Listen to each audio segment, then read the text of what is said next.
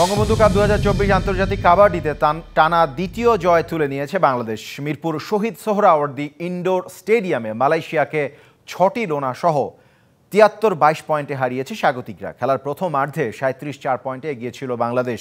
দারুণ পারফরমেন্স দেখিয়ে ম্যাচ সেরার পুরস্কার জিতেছেন দলের রেইডার আল আমিন। টুর্নামেন্টের উদ্বোধনী খেলায় দক্ষিণ কোরিয়াকে 67-22 পয়েন্টে হারায় বাংলাদেশ।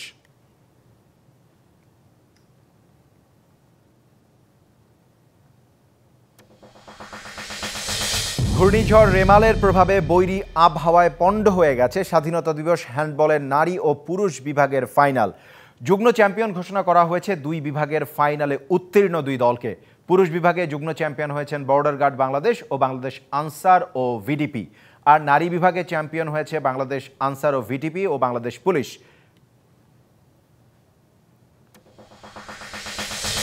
ইউরোর জন্য 29 সদস্যের প্রাথমিক দল ঘোষণা করেছে স্পেন। চোট কাটিয়ে দলে ফিরেছেন বার্সেলোনার মিডফিল্ডার পেদ্রি।